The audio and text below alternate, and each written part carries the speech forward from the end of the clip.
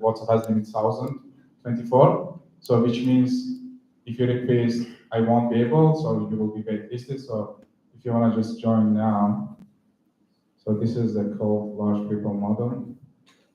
So this is this one. Okay, so yeah, once you join it, please request. I will add you, and then we will start where we left. Perfect.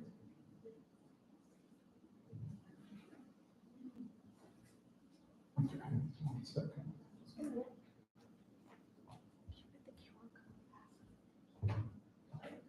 Yeah. I will give another 30 seconds.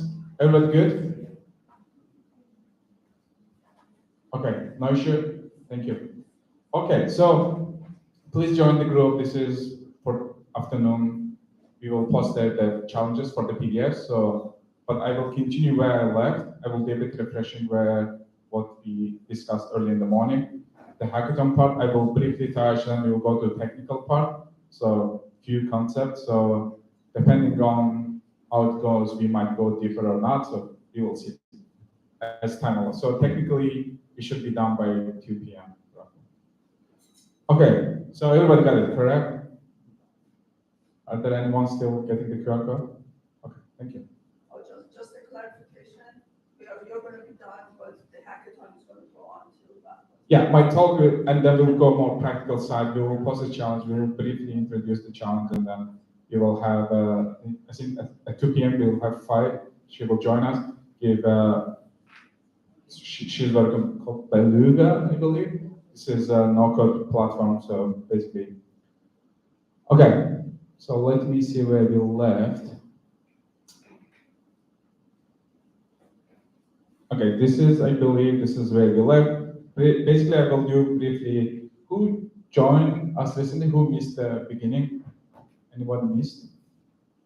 Okay, so I will briefly just go over. So first, we're going to talk about hackathon. Sorry, it's going to be a bit repetitive if you were also in the morning side, or the morning session. So it's all about hackathons. My name is Sako, work at Glad as a platform engineer. And first of all, I already mentioned. Second time, shout out to all the organizers and sponsors fueling or backing up all these hackathons in Bay Area. This is really hard work, and thanks on behalf of the community. So I started going actively, consistently to hackathons last 7 months, and a single, not the last one, but before 4 hackathon, I just keep winning. So there is something, and I was winning technically with all these new people, is really not really idea, not without preparation. So I'm going to share some of these tricks and tactics I learned over the way. So this is me. This is my hackathon definition. A lot of people misunderstand. They feel like, oh, you need a team. Oh, you need idea to go to hackathon. Oh, you need to be technical. This is all bullshit. You don't need any of this stuff. You should just go to hackathon. You should just wake up. If it's Saturday, usually weekends, just wake up, get your coffee, and be the. Hopefully, you're lucky to get into hackathon because it's actually a lot of people applying. It's technically hard to get in, so you have to know people. So go, if you get lucky to the hackathon get in, just go talk to organizer, make sure they know you, and actually do something. Don't just go grab food and go home. So because you will increase your chances not to get in next time. Okay. So this is a lesson learned. Sometimes even you do stuff right, it's just you cannot get in because whoever first applied and then they're at capacity, they don't accept it. So, but you can still be really good to get some kind of exceptional hacker to get into. So this is the hackathon definition. If you don't agree, come and talk to me after. So we touched also about intelligence. This is from Einstein. So intelligence is not about what you know, but about responding to things you don't know. It's more like open-ended questions, and we can see a lot of interviews also going in this direction.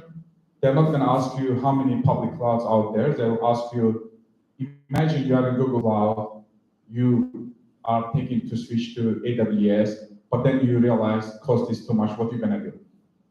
Probably the interviewer didn't have the experience, probably you didn't have, but they want to see your thought process.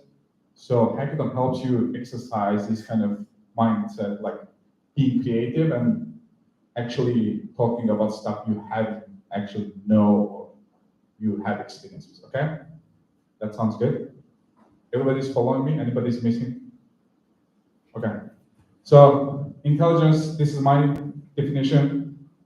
So in the hackathon, you are doing a lot of small decisions you are making. Hey, let's work on this next JS app. Or hey, let's just create from something from scratch. So you are making all these incremental decisions, which contribute to finally your success of the hackathon.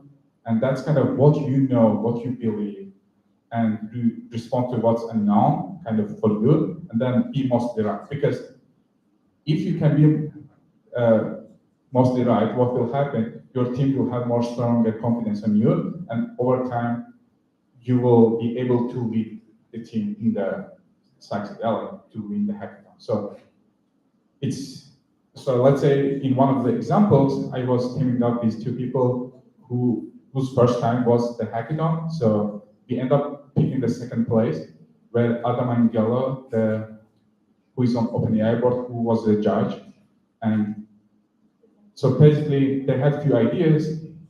What was happening? Like, I didn't say, hey, like, you should do this and that. So they wanted to, let's say, switch laptops. But I had my experience that if you have two demos, you still should use one laptop in that presentation because to not lose the audience. So I felt like, okay, we are not on the same page in the team, but what end up eventually we doing in one laptop, and then the team realized and said, oh my God, oh, you are saying because of that. Like some of the stuff you shouldn't push too strong. Like you want to be still good team player, but you should be able to slowly lead the team in the right direction. Okay. So this is kind of state of the art, like communication skills. So this is why you should attend hackathons. I think I quickly will repeat. Key one is collaboration and speed of learning, and speed of learning new things. Kind of maximum challenge you should go for. And yeah, this is more like ownership, taking the risk and delivering asynchronously so that your teammates are not really dependent on you. So it's kind of once you have the final strategy. Curious. Hey, sorry. What's your name? Sorry about what? Just curious. Like you're laughing. Is there anything like? Something. Okay, awesome. I mean, feel free to interrupt me if you have anything. Are you good? You're following? You're on the same page? I want to just make sure this is something useful, guys. Actually, it's not from the text, it's actually from experience. I wish somebody would tell me early in my academic experience. I will maximize my actually progress. So I just want to make sure you also benefit as much. Okay. So why you should sponsor? Most of the time, even these AI products, you see a lot of stuff coming, they're having hard time to find a customer. Even let's say if they reach me over LinkedIn and they're trying to sell you, probably they will need to be really lucky to get 15 minutes of my attention because they have a lot. Yeah, like I can't really go talk to every. Yeah, go ahead. So this is mostly startups, AI startups, maybe big tech product. It's just, let's say there are so many products out there, they're still coming. It's an enormous amount of the AI companies building, yeah, startups, open source, all this stuff. So technically there is sometimes like they're having a hard time to let people use it actually and give them feedback. So hackathons are a perfect way where they can reach that kind of talent pool of the people who will actually spend a day on your product.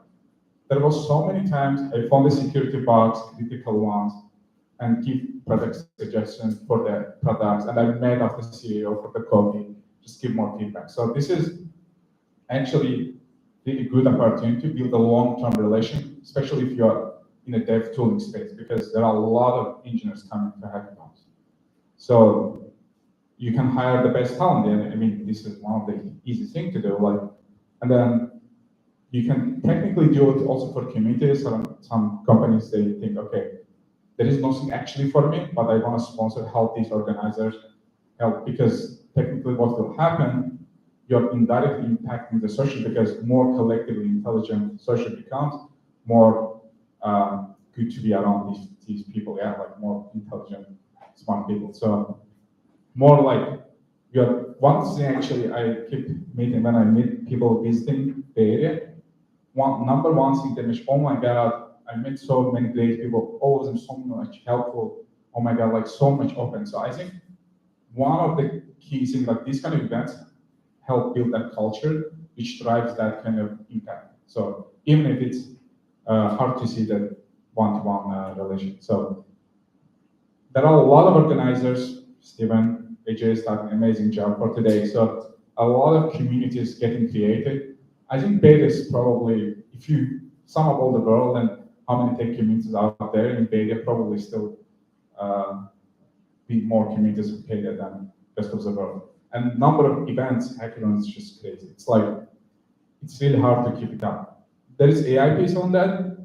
It might slow down over time, like as hype goes down, but I feel still will be strong in coming years. So especially after COVID, what happened? People don't want to really be at home. People don't want to go to office. So it's like hackathon is a place where middle ground. You still feel at home. You still meet amazing people, and you are socializing and working on something useful. So this is part for organizers. Hackathon is not. So this is more also from the school. It's not about what your professor wants from you. It's not about judges want from you. It's just what do you want from the hackathon. I feel a lot of people, what happens, they go after like they too much focus on the judges, and it's becoming boring experience after time. Like you are so much focused on that, and maybe you keep winning, but then you don't really progress much. Winning hackathons doesn't mean like you are really progressing in your career or as an engineer. So this is all about what do you want, and knowing it for every hackathon. Just when you go, hey, I want in this hackathon, I want to improve my presentation skills, so storytelling.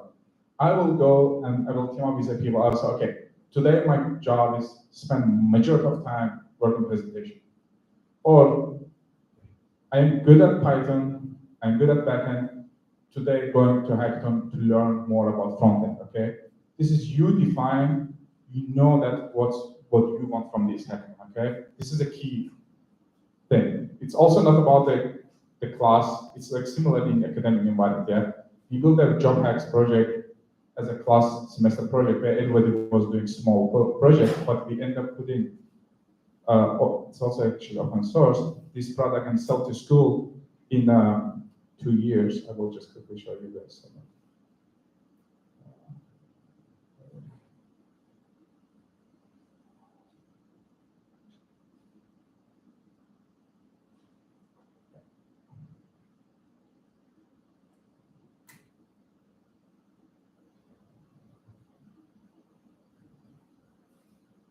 So this is what we built actually as a class project while we were in the university. So it's like automatic pulling all the jobs you applied and showing in dashboard. And there is also job tracking part. There is also applicant tracking part.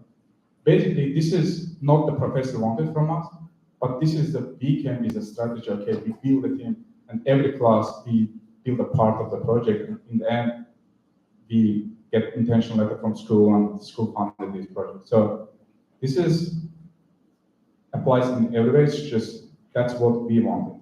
Okay. So let me get back. I'll be able to this time. Okay. Sorry about that. Just want to make sure.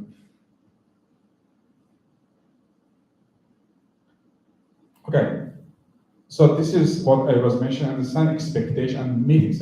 You can obviously go to hackathon and do whatever you want because the sponsors has some expectations. They're paying for the food, organizers going through all this stuff. So you still have to comply with hackathon general thing, yeah?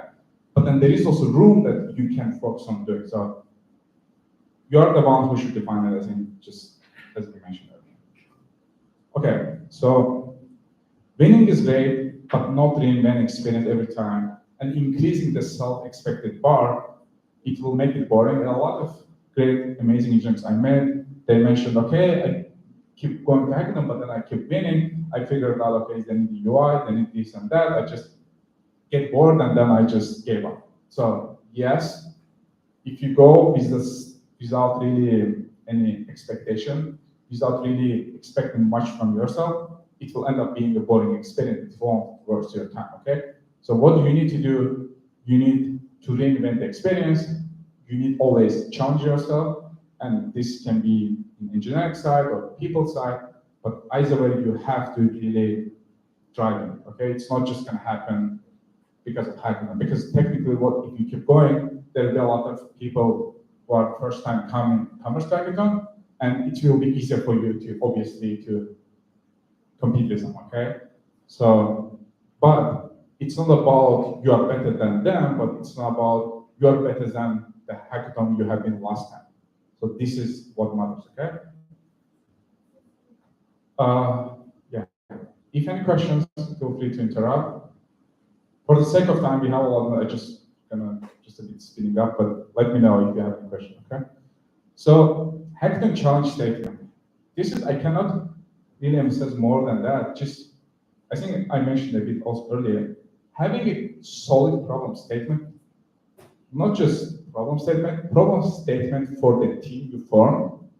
That's so much important. Yeah, like how we are feeling today, like what the problem we are actually excited today to work on. You know, like this is something should be not really straightforward. It's not like just UI you put simple and bot and call the LLM and code down. Yeah, like, something should be really straightforward. You may not really sure that if you can actually deliver or not during hackathon, but it should be something like, you know, okay, it is still feasible for a day, at least the half part, over the 50% of that I can deliver. And that's where actually the growth will happen. Like, because if it's predictable, probably it's something easy. If you know end-to-end how it's going to play out, the tool and stuff, you're not going to be really challenged. So that's where I would say goal is for the hard stuff. Yeah, like I had the past hackathon. What happens to all these hackathon projects after the hackathon? So if you ask me, I put everything in GitHub as a public repository. I might come then sometime. I might. So there are two projects I'm excited. One is AI proxy to make easier for hackathon. One is developer relation platform, which is actually people asking. I want to help hackathon teams to solve inefficiencies in hackathon. So I might continue these two projects, but others were good learning and it gave you good insight about different set of problems. Let's say last one we worked on dating apps, so there are a lot of things you learn about human community. So you might come or you don't have to maintain everything, but at least you can put it out there, and the people may like it. They might take it as a base and then build something on top of it. So knowing that somebody is actually benefiting and using the stuff that you worked on hackathon, it's still, I feel like still feels good about it. Yeah, like somebody actually built a company on your hackathon project. Why not? So, but making open source is a good thing. Any questions? Okay. So this is hackathon challenge statement. This is once you form the team, you say, okay, I feel like we should work on this, and somebody else say, and then you keep ideating till you find something that everybody excited. So in the last hackathon, what happened? Like hackathon was till 8 p.m. At 4 p.m. we still couldn't figure out what problem we should work on. So this is, you should take time, but you shouldn't work on the stuff that some people excited, some not. You should, we don't have time, let's just work on something. Yeah. I think it's kind of not really efficient. You should still take your time.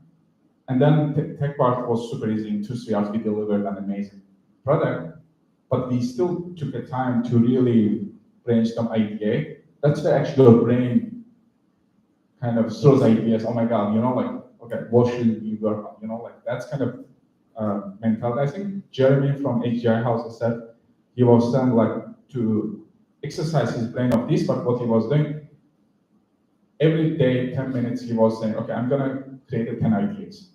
So every day, 10 ideas, and actually HGI House came one of these ideas. He wanted to build a community, and then he continued on that. So this is, if you want to go exercise, try it, you might like it actually. Just write it down in 10 minutes, 10 ideas.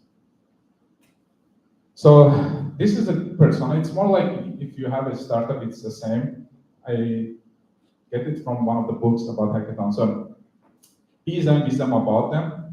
So let's say you found whoever has a problem. Yeah. Let's say last time we had, let's say we had, I'm going to give example for a project it was. So doctors gave a wrong prescription and one of the actors died from antidotes. Okay, so this is the actor, actually people who are sick, they're having this kind of challenge. Yeah? Like, so now you have to think from their perspective, be them, you empathize. What if I was the one who had that issue? Yeah? Like, so with them is more like you can actually in hackathon basically hard to really, for the lack of the time, go actually talk to who has the problem. But what we did in the last hackathon in the dating app, we just went, recorded people's voice and asking them, what do you like, yeah, doing the matching. So this is kind of observing them, asking them data, and then about them, it's more like if they say, I love reading a book, and then you ask why you love reading a book, you know, like understanding as much the persona helps you really build a good hackathon project. It's also in the starter, but it's just overlapping concept. They're like, here is my persona. Let's say you can say they're 30 years old, they go to school, or you know, they work in big tech or whatever, and this is your persona. Understanding that persona helps. So this is from cycling example. I follow like because what I was saying, like setting expectation, I was talking a lot, and then increasing the bar. This is more like in sport applies as well. For me, it's about process, performance, outcome. So the process, this is more you are in control. So you can actually come up with a playbook and in hackathon, which I will share my own. So you can create your own process playbook. And then performance, like let's say if you are doing 5 things in 10 minutes, can you do 5 things in 2 minutes? Yeah, like let's say you were writing, bringing up backend in 1 hour it was taken for you. Can you do it in 30 minutes next hackathon? And tracking that one helps you. This is also in like you're doing your job in 2 hours, for example, and can you do the same task in 1 hour next time? What do you need to do for that performance improvement? Yeah, like actually sometimes even asking what you shouldn't do. If you get a task, can I not do it next time? What I should do now, not to do it again, the same thing. Yeah, because there are people who are just getting bored of the task. And the outcome, obviously, less in your control. Let's say if you're going to win hackathon or not, but then that can be other outcomes. Hey, I became a better front-end engineer after hackathon. So you can put some of the outcome goals for yourself, and then if you want to just win, you can also win. Yeah. So this is as just giving you example: process, performance, outcome, objectives. This is how you can track your success from hackathon to hackathon. So if you reflect back. So one of the key challenges in hackathons is about communication, especially if you are meeting the people first time, you are teaming up, team forming, probably today will happen the same. So how you can be effective communicator. Yeah? It's not about my way, only way. It's more like how you can collaborate, collectively make a decision faster and move forward. Sometimes you have to disagree and commit, but still you have to come to some agreement, like more how to get better in negotiation or sharing yourself. Sometimes it's not about the idea, the stuff you say, but it's about how you are communicating it clearly. So what was helping me, just using stars, summarizing key point, using a whiteboard. We always, our team has a whiteboard that everybody can see it. And then if you have any disagreement, we'll go back to whiteboard and just do another brainstorming. Yeah, like these kind of things. Giving as example also helps. So sometimes you see like people, some students join, you know, it's fun. They don't have experience, so they may not get whatever you say.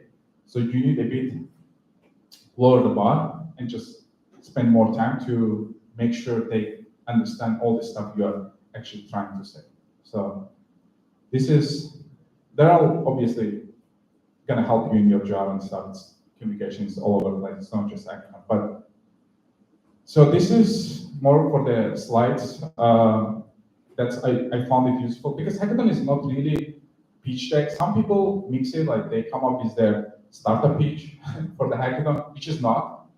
The audience, the judges sitting there, they don't really care about like how much money you'll make with this hackathon project idea. That's what I found. It's easy. And okay, what's the project? Yeah, like anybody want to volunteer? Just as example. You mean a hackathon project? Yeah, just give example. Yeah, go ahead. Maybe skill bridge, right? Something that probably gonna help bridge your existing skill set to design your skill set in the AI workplace. Skin care, you mean? Skill set. Skill set. Skill bridge. Okay. And what's one liner? What's the problem or something? Right. With generative AI, a lot of white collar workers worry about their job security. So they can actually go to the place, put in their experience, upload their CV, and probably the tool's gonna provide some recommendations of the courses or skill uplifting, programs that they can sign up to. So you mean more like you have your resume, you put the platform, give you recommendation? Right. Okay. Basically for job seekers. Right. Okay, that's a perfect example, yeah? So I will just take it from here. Thanks so much. So let's say in beta, there are lots of layoffs happening. I'm actually on the interviewer side. What's happening? You get a lot of resumes. So are you going to go one by one, just look at and find the right candidate? Yeah, probably it's hard. So what you need to do then, you need a different strategy for that. This is your persona who is looking actually for a job, yeah? And then you can say motivation, hey, I get laid off, or my friend or the close friend get laid off, and they're having a hard time to find a job. I'm sure there are a lot of people on audience, they will be able to relate to that their own experience, yeah? So this is my motivation, yeah? Like I have a friend who get laid off, they're having a hard time to find a job, so I want to solve their problem, This is super amazing motivation. Thanks a lot for that. Yeah, go ahead. So I have a project which is probably very abstract. My project is AI explainability. So I like to do a hackathon on that one of these days, but it's something that, I think about and I work on. Okay. Yeah, I think that's amazing. Yeah. So now just sticking to that, like the problem is for one job opening, there are few job openings, and for every job opening, there are thousands of resumes applied. Yeah, so this is a problem. It's make it harder, challenging for the people actually apply to job and get a job. Yeah, this is the problem. How big is the problem? You can go show some statistic. Yeah, in US, in the last 6 months, 1 year, there was so many job openings. There was so many people are actually looking for a job. Yeah, like this is super easy. You just make it clear. You back up with the research, and that should be the how big is the problem. And then solution, you can say, hey, using AI, we're gonna parse their LinkedIn resume, and we will give them recommendation to improve actually their chances to actually pass the screening phase. You can just be as precise as like that. And then you can talk about architecture, more technical side of things, and then team who worked on the problem, and then link to your GitHub and stuff. So I guess any question, like everybody get it? So yeah, you have usual 3 minutes, depending on hackathon. Sometimes like if it's 2-day hackathon, you have 2 judges. Like first you have to pass the screening and then the final judges happening, but usually 3 minutes is max you have demo plus presentation. So this is more than enough to really go through, here is the project you worked on, here's motivation, here's problem solution, and so on, okay? Craft clear and easy consent. So you should make sure in audience, majority of the people understand from one line of your project, okay? It shouldn't be, hey, in healthcare, XYZ, because yes, it's good, but then if you talk about a lot about technology, a lot of people gonna be lose you. So you can still work on whatever project you want, but you have to keep it out of this buzz and out of this terminology and make it super clear. Okay. So communication tool, this is usual work. So this is slides also in Figma. Figma has a slides beta feature. So if you haven't used, I definitely guess a beautiful design. I switched from Canva and Google Slides, so I found it useful, but then it's up to you, yeah, like whatever works for you. The code obviously will go GitHub, and then WhatsApp we use usually for the communication because there are not really much going on, and then we just delete the group after. But it's good during hackathon to work. So at least that's what worked for me. So this is the stages I usually follow. That is so stage 0. Make sure everybody's in WhatsApp. Everybody has access to GitHub. Everybody has access to Figma slides or whatever. This is a logistics step 0. And then you have 4 steps, like think about it, ideate about the problem persona, which I mentioned earlier. Then go find the whiteboard, do the design, a bit more like I will talk about it, and then go execute and present, okay? This is super simple. So every step you need to ask a few questions. What's ask or expectation? You can start with the general questions. Who has a problem? Are you excited about the problem? What are ways to solve it? So you ask general questions, and then you start from here, and then you will ideate, and you will have kind of some idea what you want to work on. Then you go to design phase, which is you might not know, but what helps me, I focus on 2 things. What are the sponsors? Because you technically you have to use all these sponsors. What are the data you're going to use? So data can be synthetic, data can be public, data can be private. What I mentioned, we just went recorded people's voice, we just collected data, technically we generated data. It could be asking OpenAI to generate your data set, or Hugging Face, you can go and pull the public data set. Okay, works depending on the problem.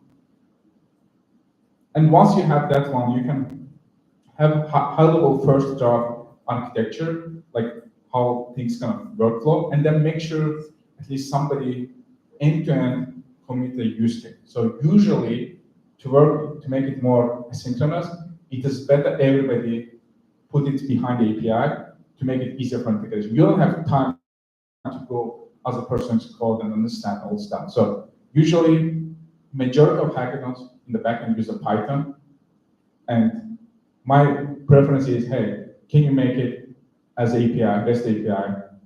Can you give me example? Hey, here's the request, here's the response I should get. I will call this endpoint, here's the request, here's the response I will get. Just put it in a README so that if you're gonna go cross service service to service integration, we won't spend time to debug each other's code, okay? So this is a key part. And then once you have ownership, so you can switch on the way, but like at least have kind of initial ownership. And once this is said, move to execution. So this is the hackathon still not organized. I think that was the highest one I won. Like we won 6.5K for 6 people.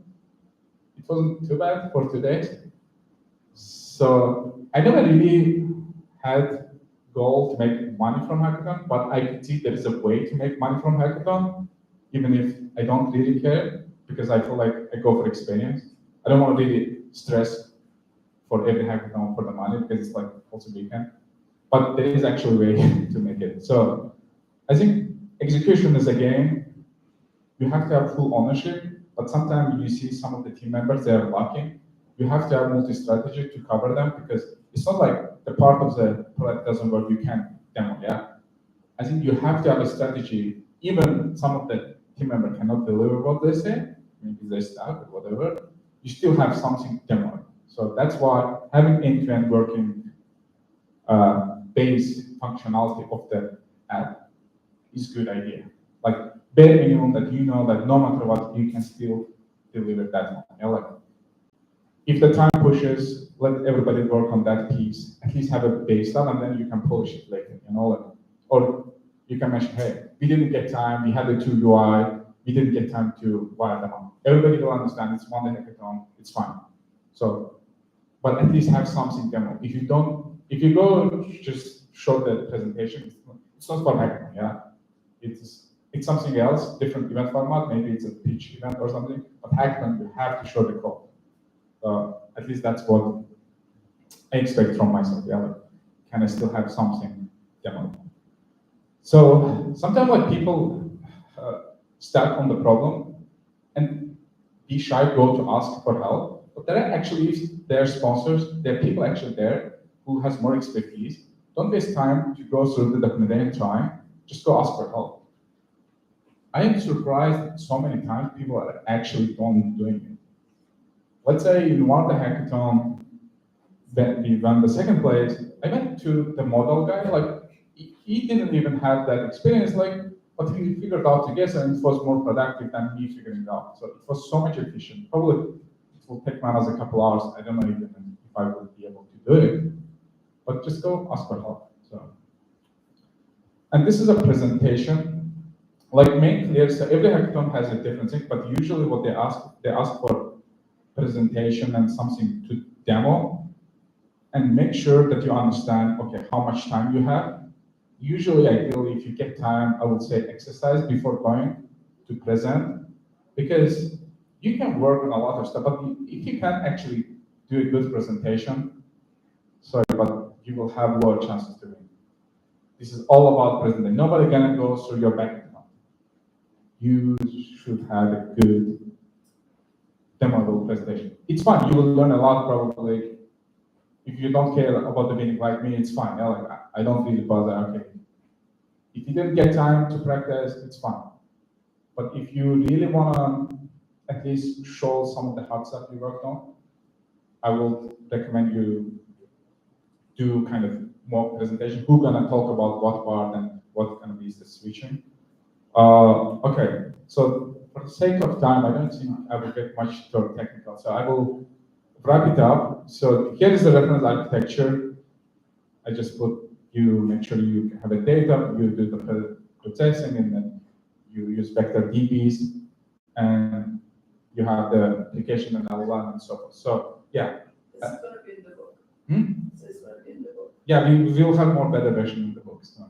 We have a book coming. So this is some of the, I just did earlier sitting there, like some of the tools I use in the past, there are more tools out there to use. So Hackathon helped me every time work on 3, 4, 5 of them and put together. So that's why I mentioned, like, if you go to Hackathon, just work on the new tools, new sponsors out there, because the good news, you can always go talk to them. You know, like that's not about pleasing these sponsors, but having some level of good experience with this tooling. So I think I found in my Git at least 15, 16 of projects, so you can go check out some of that. I will hopefully will find the time and polish them. I will need to wrap up. Actually, there was a technical part I didn't get time probably for another day. Sorry about that. Or I might put some time online for some of the AI or infra side of things. So feel free to add me in LinkedIn or whatever. Yeah, I will say if you everybody's joined, I'm gonna put in the group the challenge statements, and I will, I guess, has to UAJ. Like I know Faye is she's here, so I will let. So she went to hackathon. She has also a good start to talk about hackathon, like how in 1 month she was able to, without coding experience, to win the hackathon. I think that's really amazing. It should be good complementary to what I just told you. So I just want to tell everybody that we are writing a book. It's called Hackathon Nation 2.0. And almost all of the stuff is going to be in there. Actually, I do have a draft, but anyway, so Sacco is writing it, Lulu and myself and a couple other people. So if you want, please make sure that we have your email so that we can download the copy. It's going to be a couple months. Awesome. That being said, I will wrap up my talk. Hopefully you found it useful. Thanks so much.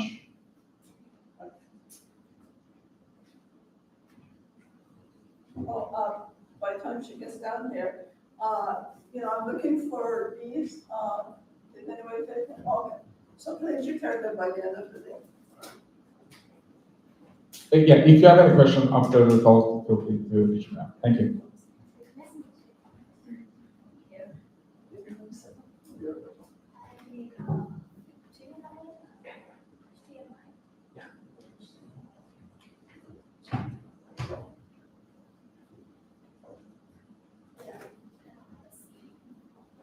USB-C.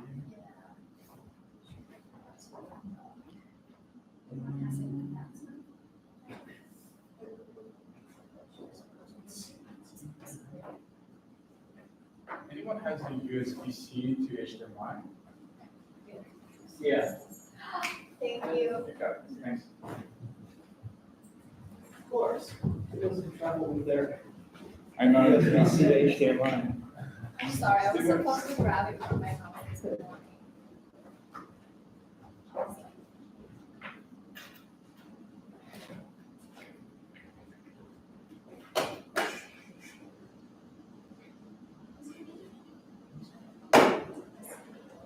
Oh, internet. I So, know you don't need it. I mean, it's kind of, yeah, please email me. was this not your question? Or I tried we can send request to the. once, but let's just do it for now. Okay, you just. So it should be connected. Maybe I don't need that, but yeah. It should work.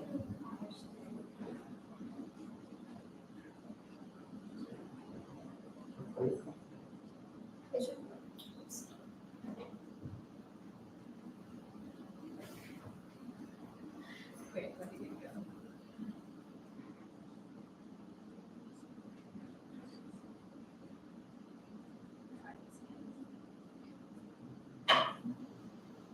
Let me try.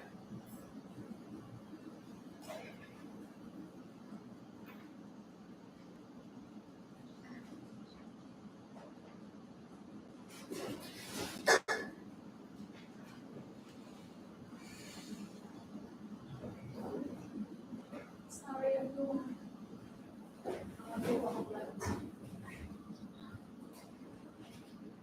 Okay, it should work now. Thank you. Yeah. Thank you.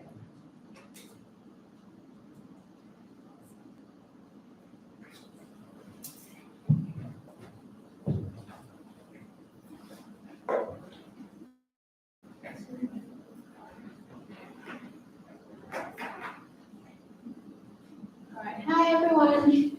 Um,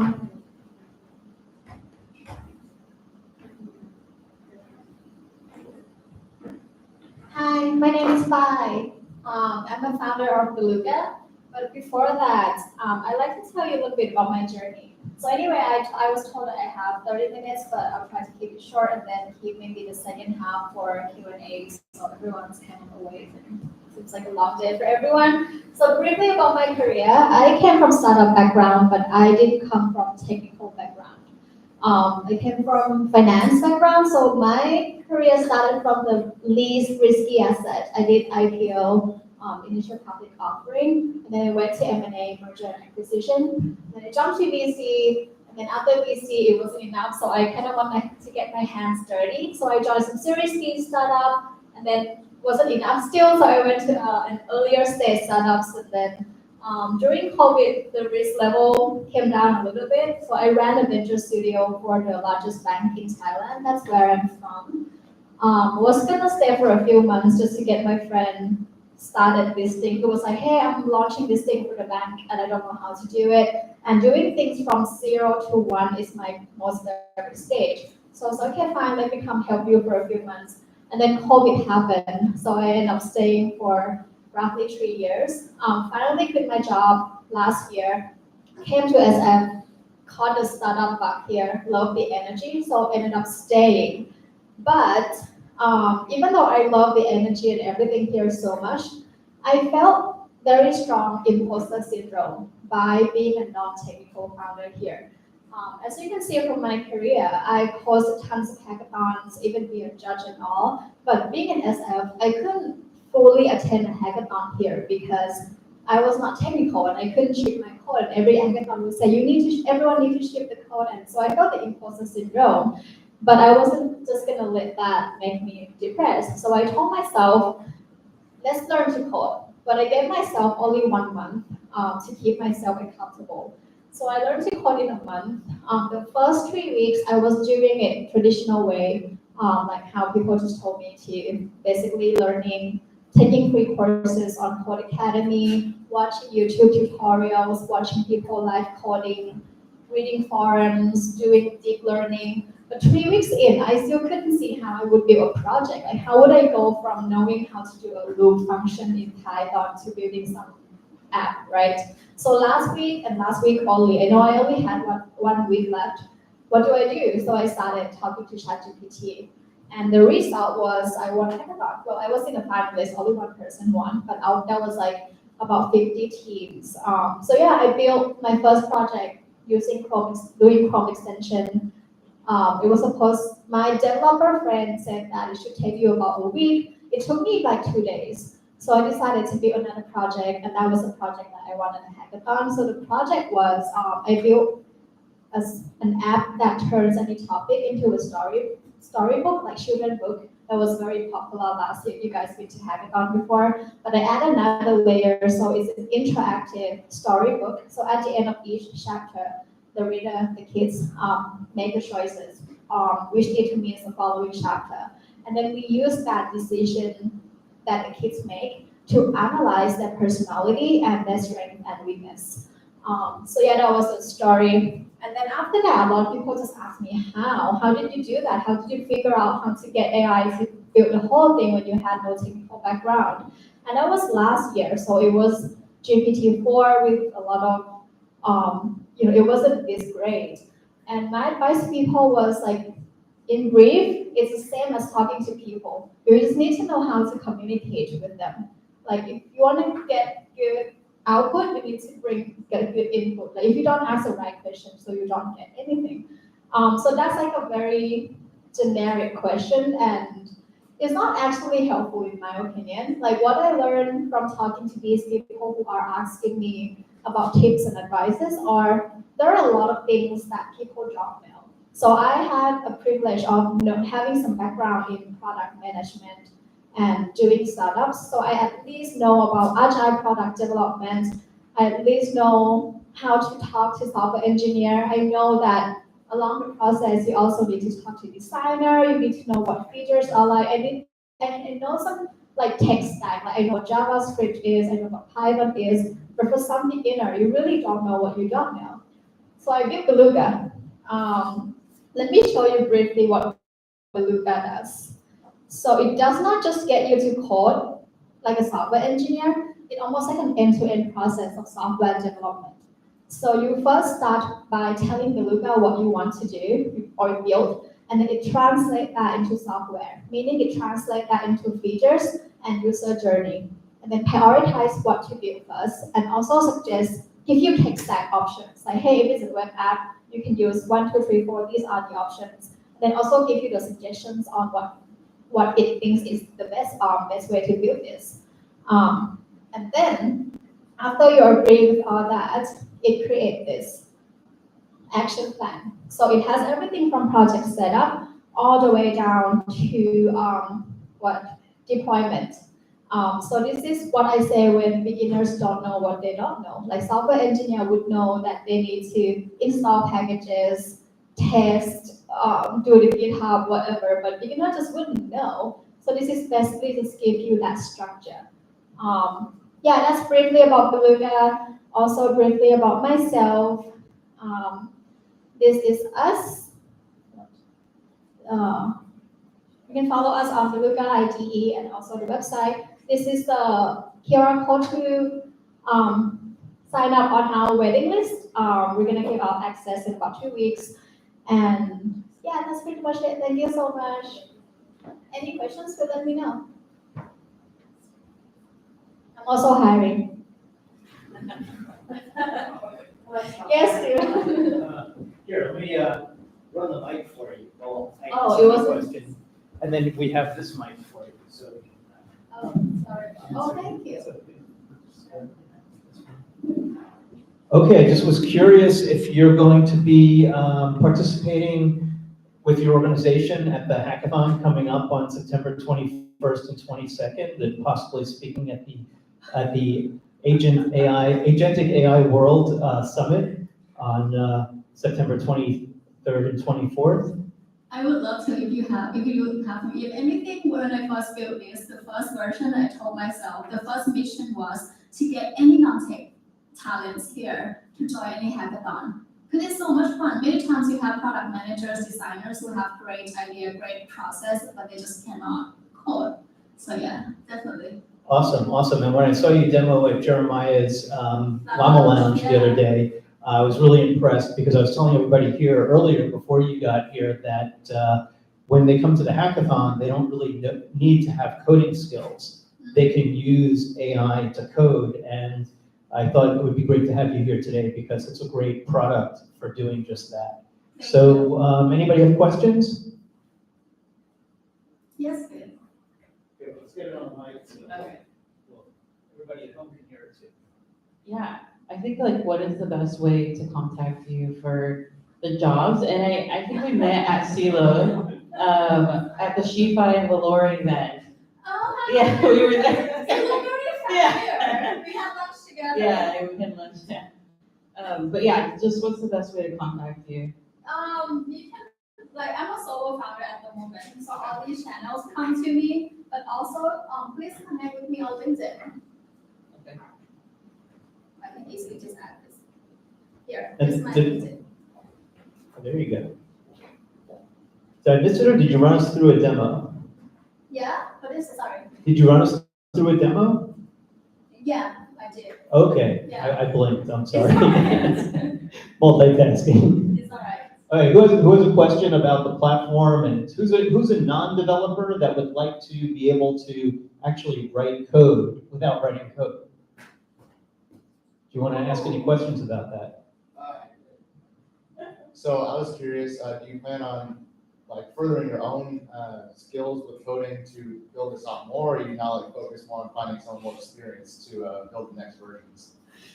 You know about dog fooding? I take dog fooding to the next level. So like the more I build Beluga, the more I learn, the more the product becomes clear. As in like the stronger the product becomes, the more I build it. Because like I'm building it still as, I call myself an AI enabled coder now. I don't call myself non-tech anymore because I built the whole thing. And right now, I'm not just building a web app. Like in the beginning, just from the beginning, VS Code extension is difficult. If anything, my engineering friend didn't believe that I could do it. Like they actually didn't say it. Of course, I'm not gonna say it to your face, right? But when I actually finished it in merely like a month, and they was like, shit, do you actually build this like all by yourself in just like this 1 month? It kind of shows that I didn't think I could pull it off. And now I graduated from, so I know how to build VS Code extension. I'm like a master at that. But now I'm even doing RAG. Like I'm doing things that very people are. It's a startup on its own. If you know about RAG on Codebase, especially there's like a field in YC even, and I'm just like doing that feature. So it really there's really no limit on what you can do. You just need to like keep pushing, I guess. Interesting, thanks.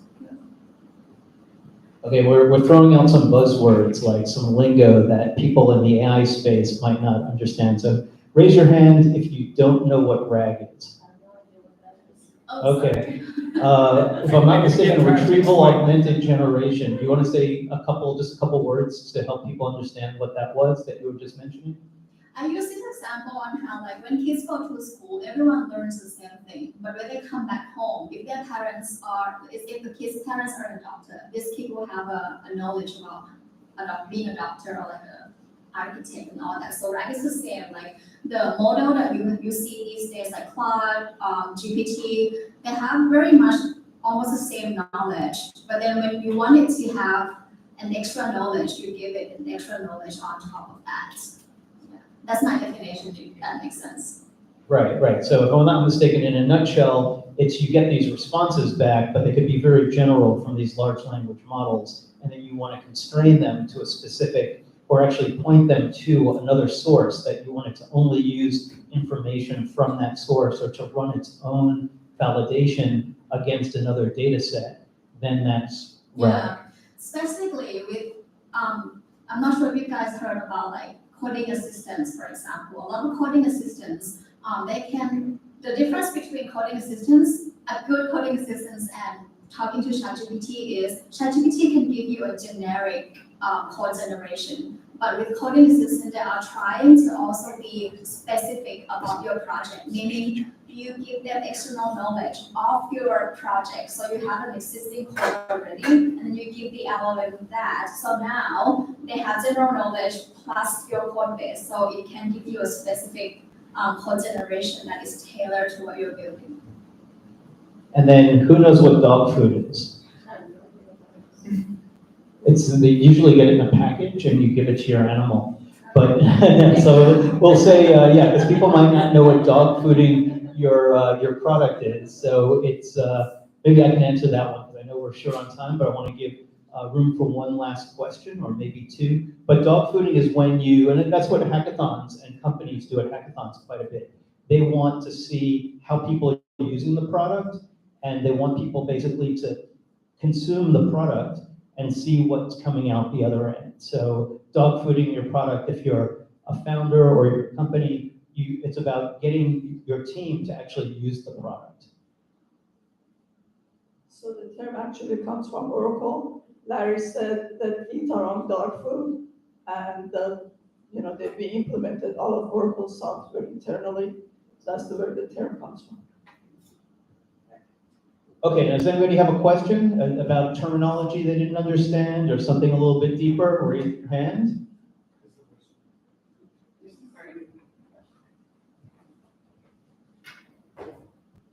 So I can't remember what you called yourself now. You said, I don't say I'm not technical, but for me, like what you're doing is sort of like prompt engineering, but is that not how you would describe it? And what is I know there's a lot of buzzwords, so I'm just trying to like see what is this new way of coding and what is it going to be referred to? Yeah. I call myself an AI-enabled coder because I'm coding. It's not just prompting an LLM to do stuff, because now I'm running code myself, testing my code, I'm debugging the code, so you're actually coding and not just telling AI what to do. LLM is not at that level yet. Thank you. So if anyone have any more questions, please feel free to connect with me. I'm happy to get in touch with anyone. Thank you for having me. Thank you, Phi. If you want to see Phi again, come to our hackathon on the September 21st and 22nd. Just gonna, keep pitching that. You can also team up and build something. I love hackathons. Thanks, Faye. So we are moving to the fun part of the event. Which one? Yes. On behalf of the team. So whoever joined in WhatsApp, I see like 16 people joined. I just posted that challenge there. So no more sleeping. It's time to do some stuff. So, but just to get into vibes, so AJ prepared a nice question. Let's just quickly go over Meets quiz. Should we? This quiz? You want to? Sorry. Huh? So everybody joined WhatsApp? Oh, yeah, then. Okay, so we're gonna do quick quiz, okay? Just to get into, it's like hackathon refresher.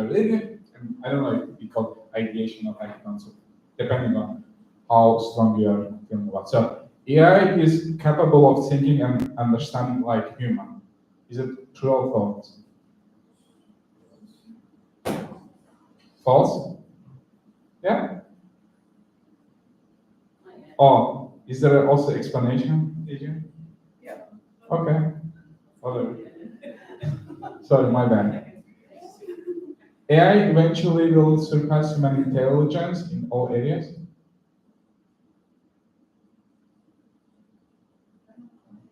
Anybody has a decide true false even? Oh, they don't see. False. Not all. Hmm? Not all areas.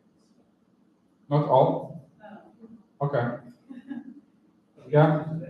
So the way I will be creative on this question, like instead of artificial regulation and everything about AI, I would rather do it whatever it can. so that I can do whatever it cannot till it can.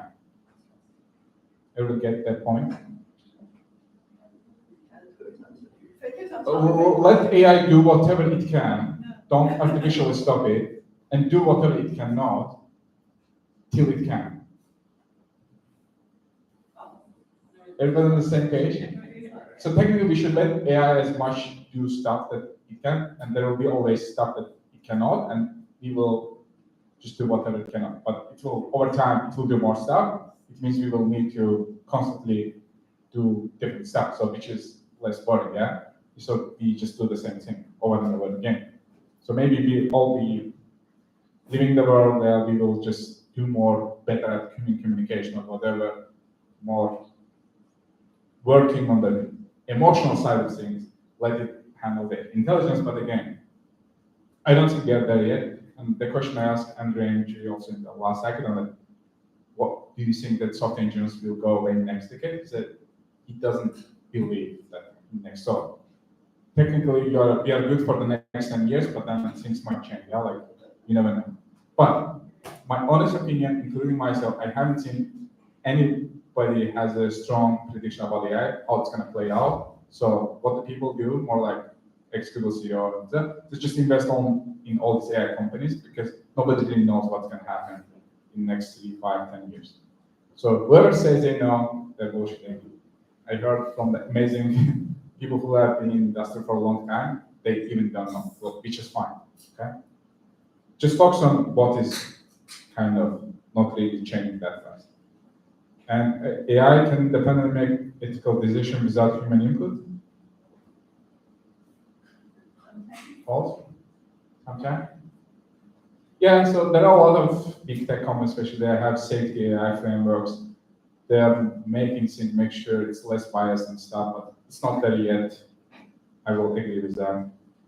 AI systems can be completely unbiased if trained on diverse data. I think that's a perception thing.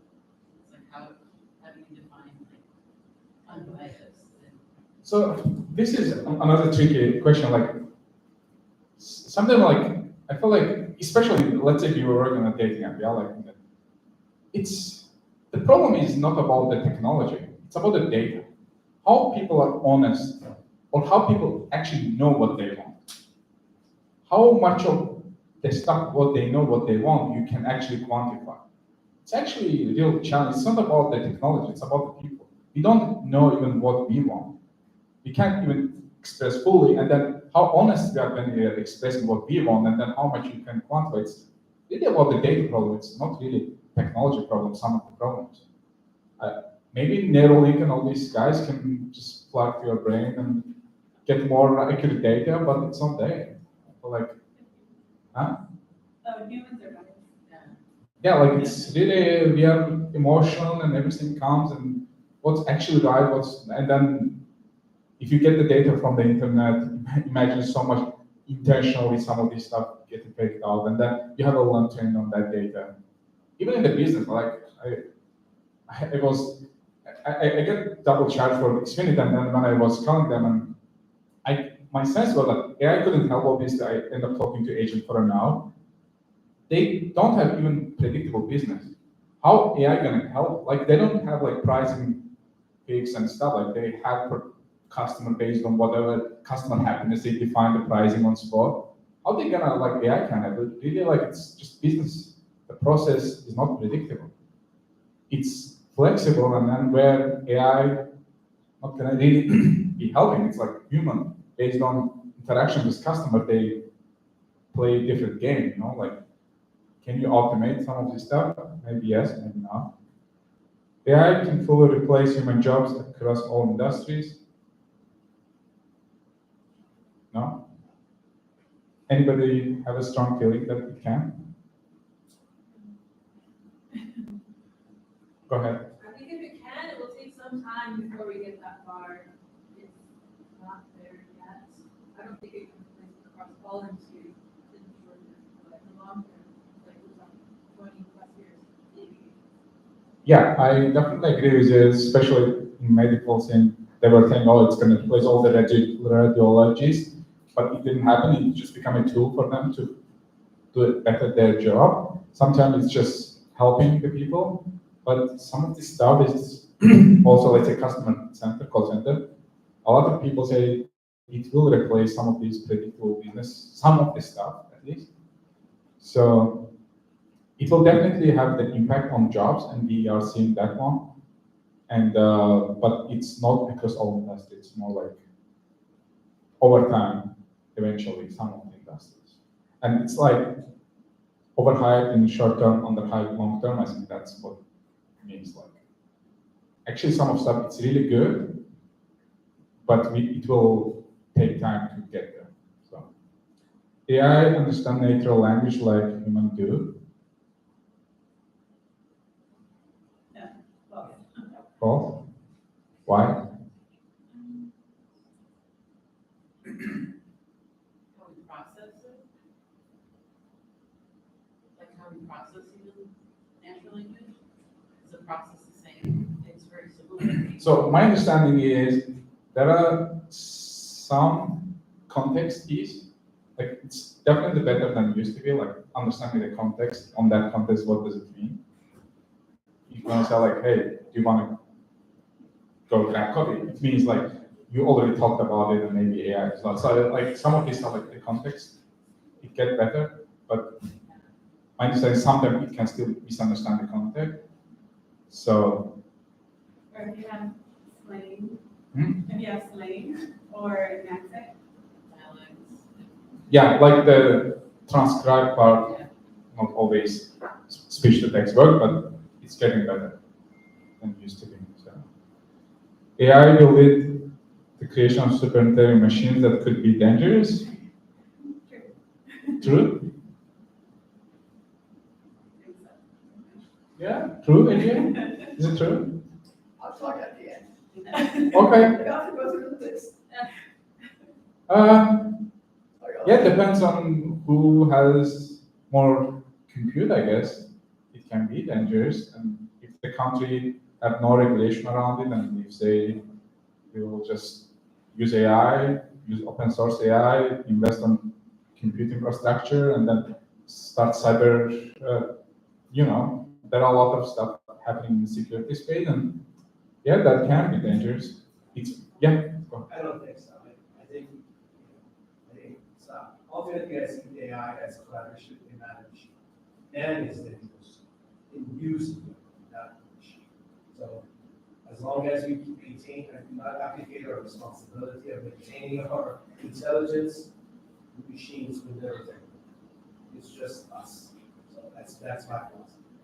Yeah. I don't believe in the views on AI that some people are ascribing to, that the doomsday are coming, and 3 horsemen are AI state. I think it's just us. Yeah, bad people, good people, so it will be just competition As between long these as we two. maintain higher level of intelligence, people that want to start moving, we're the ones who pay, we're using it. If you don't have use it, it's just like, the same conversation happened with nuclear energies and stuff. You can use it, yes, but it's not the nature of the energy, it's our resource. That's our solar system.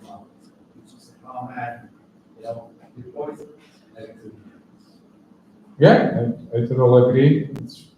You will just make sure that all the countries, they collaborate on AI and make sure regulation and everything. I mean, you shouldn't regulate too fast, too soon, because then it will slow innovation. There is a balance, and hopefully all these across the country, they can collaborate. Because if you are AI, you don't want to have a per country go tune your stuff and regulate, and it's going to be too much. If you're, for example, that's why I think Meta stopped selling to Europe, because GDPR, it's so much hassle to go through privacy. They say, okay, we are not going to serve the EU customers. So the end consumers, they are now behind innovation. So it's like you see some of this regulation actually blocking the innovation. So you don't want to be charged on that front. But again, this We is, need guard rails, but we don't need to stifle innovation. That said, I think if the way of doing is think of AI for good, AI can be managed as a counterpart to all the possible AI way of instruments. yeah, I mean, especially, it's also challenged between closed source, open source AI. The good news, like Meta is backing open source AIs, they're open sourcing debates and everything AI, and so people can actually use it. They're not really dependent on all these big tech companies, but still it's risky. There is still not many startups or people can afford it because it's expensive to compute and create all these large language models. So you need a lot of funding, a lot of these power, a lot of these servers and all this stuff to really actually do in the space. So it's becoming harder. So, but good news is that some of them, like or open source, so people can actually benefit. So hopefully it will stay the same. It's not going to go either way around. So AI can predict the future with complete accuracy. No. Okay. Yeah. I don't think we need to talk about it. It's just, yeah. Nobody actually knows. We'd be winning the lottery right Hmm? now. We'd be winning the lottery right now. We need what? We'd be winning the lottery. Yeah, We could predict that's it. not everything is quantifiable and things, all these variables, it's hard to really predict because so much stuff contributing to the things. So AI is self-learning and requires no human intervention once deployed.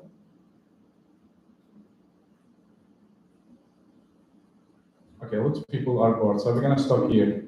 Let's, I'm going to just make a comment about this. yeah, These go are ahead. just the general, these are just the general perceptions among people about AI. And I think what's really, see, I'm not a technology determinist. I don't think we know what the technology is going to do or how it's going to develop, especially with something like AI. So a lot of these are sort of like, I don't know, maybe, maybe not. There's no definite yes or no or true or false because that doesn't just apply here. These are a lot of things that people think about. So when, if you are in the AI space, you would see this and then you have to think about the questions. I think that as a startup founder, I can tell you that almost, I haven't seen it yet, so I shouldn't say never say never, but usually a lot of these startups and startup founders have no idea how actually is going, that they're going to, their whatever it is that they make is going to be taken up by the public. Sometimes the use of what they think people are going to do is totally different from what people are going to use it for. And that's something that we should always remember, that as a startup founder or as a developer, you're going to make something, you're going to put it out there, you have no idea who's going to take it and who's going to use it and what they're going to do with it. So that is one of the lessons that you really need to learn early on. And that's the lesson that all of the social media people found too late, because what they thought social media is going to be ended up not to be what they thought. So they're trying to kind of get ahead of the curve by trying to regulate AI, which I personally, we can talk about it later when we are going to talk about one of the challenges. However, I think that, we need to really think of AI as a technology and not as, we are building God in some lab. Okay, so now if you join the WhatsApp group, so we posted the chat, but you're free to work on something different. So just what you learned today, the strategy, all this stuff. So I think we would say, let's say till 4 p.m. Let's put as a team. Are you guys ready? Okay, let's say 1, 2, 3, 4, 5. I guess 5 people team. Let's create 5 people team. 1. Oh. Two.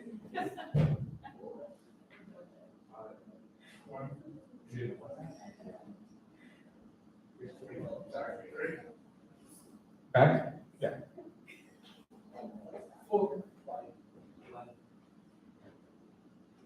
Yeah. Yeah, just go ahead. See. Can I get a 4? 5. Negative 2. 3. Maybe 4? Okay, well, just be 4, so you can be 5. Okay. Okay, so who is one? How many we got? It should be about Can you- 5, 4 or 5 for each team. Yeah. Teams are even. So you guys come together once. You want to give them a place to go? So you take the space, I guess, the space we have, wherever you comfortable. So ideally, if we're gonna do the, Stay together in this room, so we can tell you what the challenge, but gather around. so the challenge is we post in the WhatsApp, but you're free, whatever you wanna come up. Just meet and ideal case, we don't have much time to coding. If you wanna, that's great. But at least the slides I shared, like come up with a problem and solution and spend the time to ideate.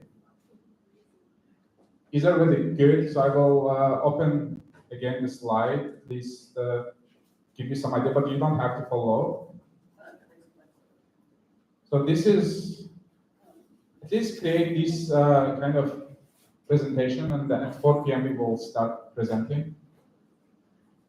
Is everybody clear about what we're gonna do? So in a WhatsApp, there are a few challenges AJ created, but you don't have to, whatever you feel, whatever your team wanna work on. So who are the two? Okay, can you guys meet whoever two, number 2, please meet. Team up. 2, 2, 2, 2. 2. Okay guys, this is a hackathon. Shipping fast, okay? Move fast. You don't have time. Okay, 2, 3. Who is 3? Can you guys put together? Who is 4? Who is 4? 4.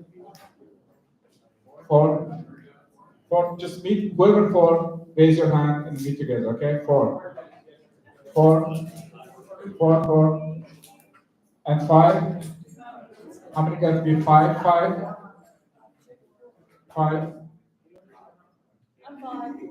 5. 1 5 here. 5. Please group. Okay. Perfect. We have 5 teams. Huh? Okay. Okay. 1, 2, 3, 4, 5. Everybody good on their team? Okay. 1. You have team 1, 2. Who is team 3? 3. Who is 4? You found all your team? You found? Okay. 5. Who is 5? Okay. 5. You're together. Okay. You're 5. Yeah. Yeah, I know. This is her. She is also 5. Okay. So at 4 p.m. you have to come out with just like a problem. If you want to code, I don't care. You can do it. But probably you don't have time. So spend time, work on the story, the problem, and solution. So we will spotlight in the event page after all your team members and everything. So post after you create a slide, post in the WhatsApp group, okay? So that we can take it and spotlight you in the socials, okay? And I'll just add that this might feel a little chaotic, but I think the magic and the beauty of the hackathon is when you arrive, it's gonna be chaos. And this is the exercise, is create magic out of the chaos. Okay, so we're kind of prompting you guys just to get it started, but just like we didn't say where to go with which team, it's just like get together with your team and start ideating and take it from there. So, for those of you who are interested in something a little bit less scary than that, there are 3 challenges that I posted on the on the WhatsApp group. So I'm going to just say it, and you guys can work on anything you want. The first challenge is to discuss among yourselves the what to do when AI displaces jobs. So it's about job displacement, and come up with a plan. It can be anything. It can be something that you have put up, or it can be like a model or algorithm or something that what you think should be with this job displacement. That job could be yours.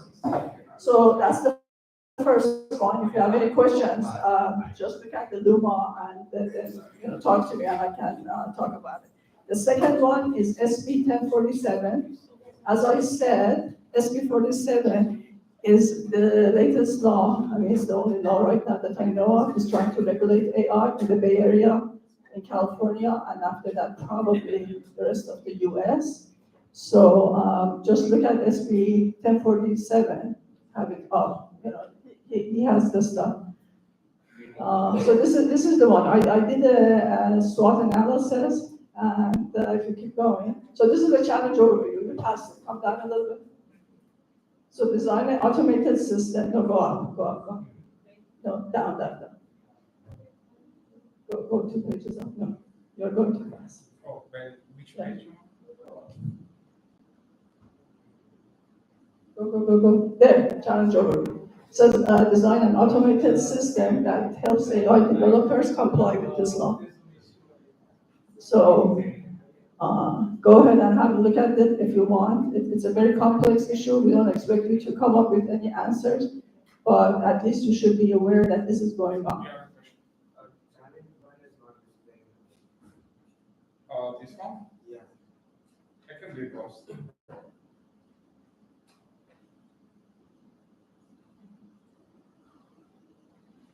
This one, yeah, actually. Challenge one. Check now. Can you check now? Okay, that's there. So yeah, so you're going to get this. And then last challenge is more artistic. Is about looking at movie war games. Are you looking at it? Did you post that one too? Number 3. Yes. Bonus challenge. Yeah. No, it's a bonus challenge. Yes.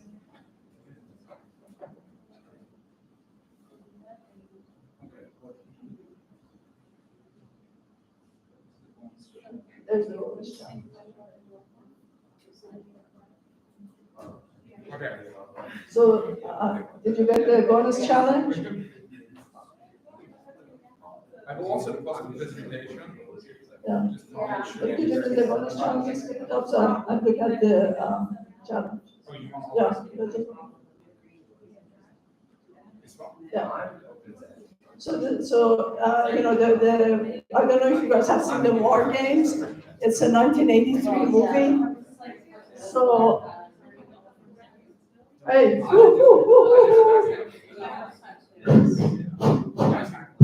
Start. Yeah, you can. Okay, so this is the background. Go back up a little bit. This is really actually the first movie that talked about a hacker. Maybe not the first, but they talked about they basically visually showed what a hacker was. So this is the challenge overview. Reimagine this movie, bring it up to 2024. In 1983, if you ever have seen the movie, the computer, I think it's called Whopper. I don't know what the name, but anyway, so the computer is shown as this gigantic, the size of this building computer with lighting bulbs. Now you have that amount of computing power in half of this device. So, right now you can bring that kind of a vision to 2024 and develop a comprehensive production plan. Now this is going to take time, so we don't expect any of you to do this. And then figure out how, combining AI into movie making is going to be either cost effective or not, and you can go to the objective. Okay, thank you. So this is 3 challenges in WhatsApp. If you didn't get, please reach out to us. But if you're in the group, ideally you should see it. This is just to give you an idea if you don't want, but ideally it's good also you ideate, you come up with a problem. So you can work on sub problem of this, or you can come up with a new, whatever bothers you, whatever you are excited, whatever we went through. I will also share the slide. So if you want to just go through, ideally, at least today, the goal should be you should get better at hackathon storytelling part, okay? Good luck. Thank you. Can you do anything beyond those challenges? Yes, Yeah, anything you want. Okay, I was asking. Okay. Uh, Okay, one more time to repeat. The challenges are complex, I understand, for the sake of time. Whatever excites you, whatever you think actual problem, whatever problem you have, you are free to work. Again, there is not an impact on any specific rules. AJ just created it in case you need some starting point, just start, okay? You can read, you can get idea, but then you can come up with your own challenge statement, okay? There are Thank you. cookies and refreshments outside to fuel you for your hackathon. And go to it. Okay, so now the challenge time. It's a new people, it's amazing. So if you have any questions, feel free to reach Stephen, AJ, or me. Good luck, okay? Thank you.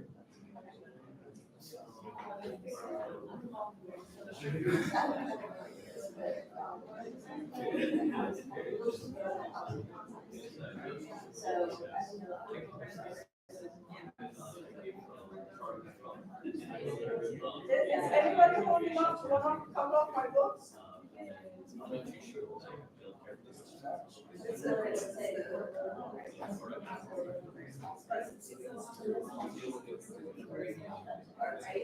So the idea is create more personalized experiences by personality matching. So let's say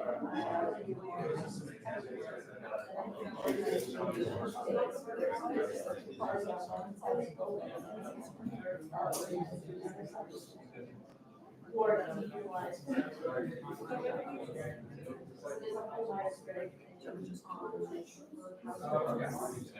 Steve, I don't think we don't need small.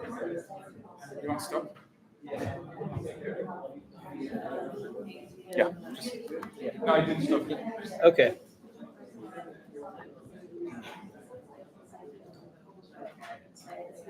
You might know